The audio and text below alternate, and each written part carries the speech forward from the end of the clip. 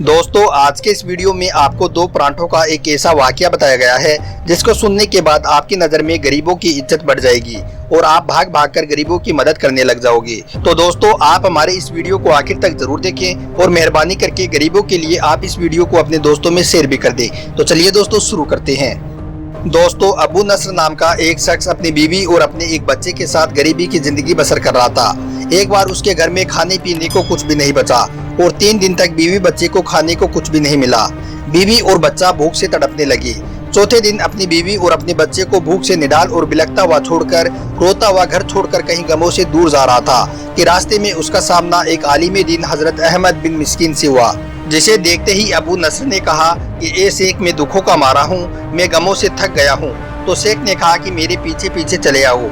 उसके बाद दोनों एक समुद्र के किनारे पहुँच गए। समुद्र के किनारे पहुंचकर शेख साहब ने उसे 2 रकात नफिल नमाज पढ़ने को कहा। दोस्तों जब अबू नस्र ने नमाज पढ़ ली तो उस शेख ने उसको एक जाल दिया और कहा कि इसे बिस्मिल्लाह पढ़कर इस समुद्र में फेंक दे।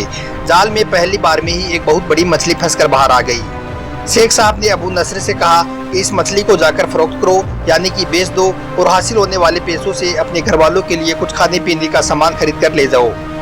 दोस्तों उसके बाद अबू नस्र शहर जाकर उस मछली को बेच दिया। उससे जो भी पैसे हासिल हुए उनसे उसने 2 परांठे खरीदे, एक कीमा वाला और एक मीठा परांठा, और सीधा शेख अहमद बिन मिस्किन के पास पहुंचा और कहने लगा कि हजरत इसमें से कुछ आप भी कबूल कीजिए। शेख साहब ने कहा कि नहीं मुझे नहीं चाहिए, ये तुम अपने घर वालों के लिए ले जाओ। अगर तुम अपने खुद के खाने के लिए जाल फेंकते तो इसमें कोई भी मछली नहीं फंसती और मैंने तुम्हारे साथ नेकी भलाई के लिए की थी, ना कि किसी लालच के लिए। दोस्तों उसके बाद अबू नस्र उन परांठों को लेकर खुशी खुशी अपने घर की तरफ जा रहा था कि रास्ते में उसने देखा कि एक औरत भूख से रो रही है, बिलख रही है और उसके पास में ही उसका एक बेहाल बेटा भी बैठा हुआ है। अबू नस्र ने अपने हाथों में पकड़े हुए अपने परांठों की तरफ देखा और अपने आप से कहा कि इस औरत और इसके बच्चे और मेरे बीवी और मेरे बच्चे में क्या फर्क है, मामला तो एक जैसा ही है, वो भी भूखे हैं और ये भी भूखे हैं। अबू नस्र सोच में पड़ गया ये परांठे किसे दूं।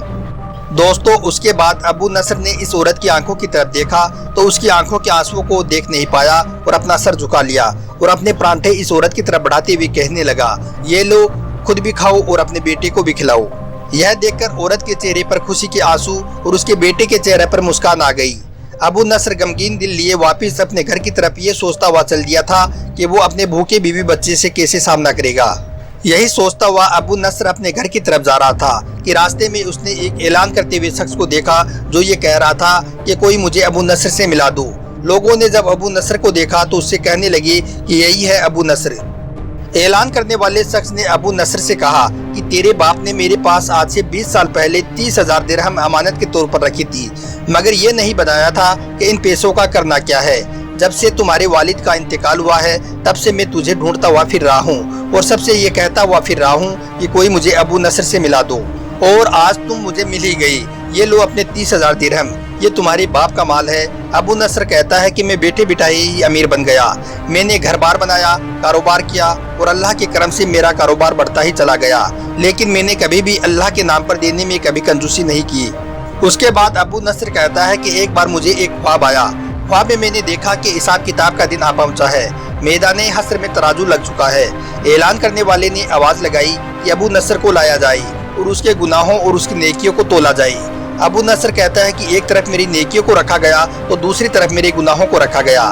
मेरे गुनाहों का पलड़ा भारी हो चुका था, तो मैंने पूछा कि कहाँ गए मेरे वो सदकात जो मैंने अल्लाह की राह में दिए थे। तो उसके बाद तोलने वाले ने मेरे सदकात नेकियों के पलड़े में डाले, मगर मेरे हजार दिरहम के सदके के नीचे मेरे नफ्स की सहबत रियाकारी का रंग चढ़ा हुआ था, जिसने इस सदकात को रुई से भी ज्यादा हल्का बना दिया था। मेरे गुनाहों का पलड़ा बहुत भारी था। मैं यह देखकर रो पड़ा और कहने लगा हाय रे मेरी निजात कैसी होगी। ऐलान करने वाले ने फिर ऐलान किया कि है कोई बाकी इसका अमल तो उसे भी ले आओ। तो एक फरिश्ते ने कहा कि यहाँ अभी इसके दिए हुए 2 परांठे बाकी हैं जो अभी तक मीज़ान में नहीं रखे गए हैं। उसके बाद वो दोनों परांठे तराजू में रखे गए तो नेकियों का पलड़ा थोड़ा उठा, मगर अभी भी गुनाहों के पलड़े के बराबर नहीं हुआ। तो मैं यह देखकर भी डर गया। उसके बाद ऐलान करने वाले ने फिर ऐलान किया कि है कोई इसका अमाल बाकी तो उसे भी ले आओ। फरिश्ते ने फिर जवाब दिया हाँ अभी उस औरत के आंसू बाकी हैं जिसको इस शख्स ने अपने परांठे दिए थे। उसके बाद उस औरत के आंसुओं को तराजू में रखा गया, जिसके पहाड़ जैसे वजन ने तराजू के नेकी वाले पलड़े को गुनाहों के पलड़े के बराबर लाकर खड़ा कर दिया। अबू नसर कहता है कि यह देखकर मेरा दिल बहुत खुश हुआ कि अब मेरी निजात हो जाएगी। ऐलान करने वाले ने फिर ऐलान किया कि है कोई इसका बाकी अमल तो उसे भी ले आओ। तो फरिश्ते ने कहा कि हाँ, अभी उस बच्चे की मुस्कुराहट बाकी है जो परांठे लेते हुए उसके चेहरे पर आई थी। उसके बाद उसकी मुस्कुराहट को पलड़े में रखा गया। नेकियों वाला पलड़ा एकदम से भारी होता हुआ चला गया। ऐलान करने वाले ने ये ऐलान किया कि ये शख्स निजात पा गया है। अबू नसर कहता है कि यह देखकर मैं बहुत खुश हुआ और खुशी के मारे मेरी आंखें खुल गई और मैंने फिर अपने आप से कहा कि ए अबू नसर, आज तुझे तेरे बड़े बड़े सदकों ने नहीं बल्कि आज तुझे तेरे 2 परांठों ने बचा लिया है। तो मेरे इस्लामी भाइयों, आज हालात बड़े नाजुक चल रहे हैं। पिछले 1.5-2 महीने से पूरा देश एकदम से बंद है, जिसकी वजह से आज रोज कमाकर खाने वाले लोगों का बहुत बुरा हाल है।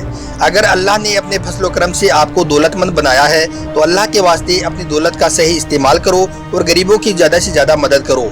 घर घर जाकर देखो कि कोई इन हालात में भूखा तो नहीं सो रहा है।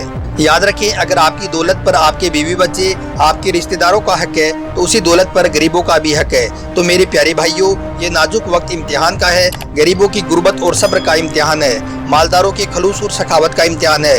अल्लाह के वास्ते इस इम्तिहान में आप गरीबों की मदद करके कामयाब हो जाओ।